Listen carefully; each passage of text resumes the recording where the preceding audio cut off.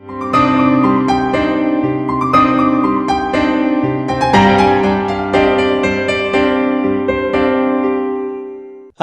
மாதா தொலைக்காட்சி நேயர்களே, உங்கள் அனைவருக்கும் வணக்கம்.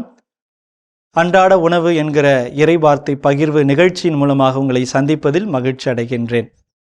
இன்றைக்கு நற்செய்தியில், திருச்சட்டத்தையோ இறைவாக்குகளையோ நான் அழிக்க வந்தேன் என நீங்கள் எண்ண வேண்டாம், அவற்றை அழிப்பதற்கல்ல நிறைவேற்றவே வந்தேன். இயேசு அவரது போதனைகளை நாம் பார்க்கிற போது பல வேளைகளில் அவர் பழைய சட்டங்களை அழித்து ஒரு புதிய சட்ட சாசனத்தை நமக்கு வழங்குவதைப் போல நாம் தெரிந்தாலும், இன்றைய நற்செய்தியின் மூலமாக நாம் புரிந்து கொள்ளுகிற ஒரு மாபெரும் உண்மை, ஆண்டவர் இயேசு கிறிஸ்து சட்டங்களை, அதாவது பழைய தோரா சட்டங்களை அழிப்பதற்கு அல்ல, அவற்றை நிறைவு செய்வதற்கு, டு ஃபுல்ஃபில், அவற்றை நிறைவேற்றுவதற்கு ஆண்டவர் வந்திருக்கிறார்.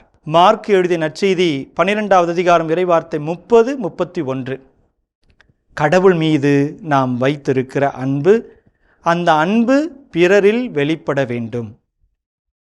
1 யோவான் புத்தகம் 4வது அதிகாரத்தில் நாம் வாசிப்போம், கடவுளை நாம் அன்பு செய்வதாக சொல்லிக்கொண்டு நமக்கு அடுத்திருப்பவரை நாம் வெறுப்போமாகில் நாம் பொய்யர்கள் என்று யோவான் நற்செய்தியாளர் சொல்லுகிறார். எனவே கடவுள் மீது நாம் ஆழமான அன்பு கொண்டிருக்க வேண்டும். கடவுள் மீது நாம் அன்பு கொண்டிருப்பது போல பிறரையும் நாம் அன்பு செய்து ஏற்றுக்கொள்ள வேண்டும். இந்த இரண்டுமே முக்கியம். எனவே நாம் கடவுளை அன்பு செய்வது போல பிறரையும் அன்பு செய்ய அழைக்கப்படுகிறோம். எப்படி நாம் பிறரை அன்பு செய்வது? 3 முக்கியமான நிலைகளில் நாம் பிறரை அன்பு செய்யலாம். எவ்வளவோ நிலைகள் இருக்கலாம், ஆனால் 3 முக்கியமான நிலைகளை உங்களோடு பகிர்ந்து கொள்ள ஆசைப்படுகிறேன். முதலிலே பாராட்ட ஆரம்பிப்போம்.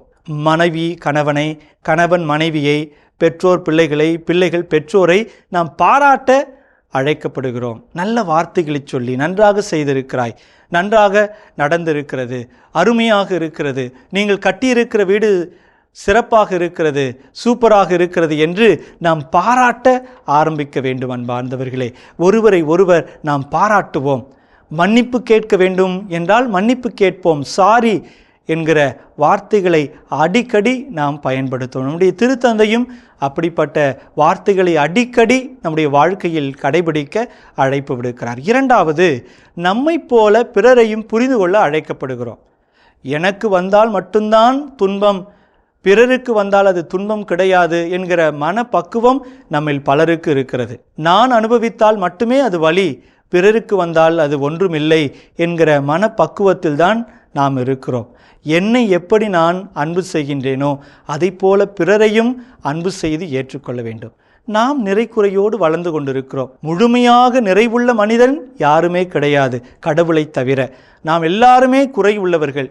நான் பல தவறுகளோடும் தடுமாற்றங்களோடும் ஆண்டவரின் விசுவாச பயணத்திலே ஆண்டவரோடு இணைந்து பயணிப்பது போல எனக்கு அடுத்திருப்பவரும் இவ்வாறு பயணிக்கிறார்கள் என்பதை நான் உணர்ந்து கொள்ள அழைக்கப்படுகின்றேன். என்னைப் போல பிறரை புரிந்து கொள்ள அழைக்கப்படுகிறேன். பல குடும்பங்களில் வருகிற பிரச்சனைகளுக்கு காரணம் என்னைப் போல பிறரை அன்பு செய்ய, புரிந்து கொள்ள, ஏற்றுக்கொள்ள மனமில்லாமல் போவதால் தான். எனவே நாம் என்னைப் போல, நம்மைப் போல பிறரையும் புரிந்து கொள்ளுகிற முயற்சியில் ஈடுபடுவோம். 3வது, மிக மிக முக்கியமானது, பிறர் நம்மை விட உயர்ந்தவர்கள் என்று எண்ண வேண்டும். எனக்குத்தான் எல்லாம் கிடைக்க வேண்டும், நான் தான் பிறரை விட உயர்ந்தவன் என்கிற மனப்பான்மை இருப்பதால் தான் நம்மை விட்டு பலரும் பிரிந்து போகிறார்கள். அன்பார்ந்தவர்களே, பிலிப்பியர் புத்தகம் 2வது அதிகாரம் இறைவார்த்தை 3 இவ்வாறு நாம் வாசிக்கிறோம், கட்சி மனப்பான்மைக்கும் வீண் பெருமைக்கும் இடம் தர வேண்டாம், மனத்தாழ்மையோடு மற்றவர்களை உங்களை விட உயர்ந்தவர் என எண்ணுங்கள் என்று நம் ஆண்டவர் இயேசு கிறிஸ்து இந்த இறை வார்த்தையின் மூலமாக நமக்கு கொடுக்கிற ஒரு மாபெரும் அழைப்பு. நம்மை போல பிறரையும் அன்பு செய்ய வேண்டும். அதுதான் சட்டத்தினுடைய சாரம். அதை நிறைவேற்றத்தான் ஆண்டவர் இயேசு கிறிஸ்து இந்த உலகிற்கு வந்தார். சட்டத்தை அழிக்க அல்ல, அந்த சட்டத்தினுடைய சாரத்தை நாம் உணர்ந்து நம்முடைய வாழ்வை அமைத்து கொள்ள. எனவே நாமும் இந்த சட்டத்தின் சாரமாகிய கடவுள் மீது அன்பு கொண்டிருப்போம். கடவுளின் அன்பை பிறரிலே காட்டுவோம். அப்போதுதான் நாம் உயிருள்ள உயிர்ப்பின் கிறிஸ்தவர்களாக வாழ முடியும். அப்படிப்பட்ட அருளுக்காக இன்றைக்கு ஜெபிப்போம்.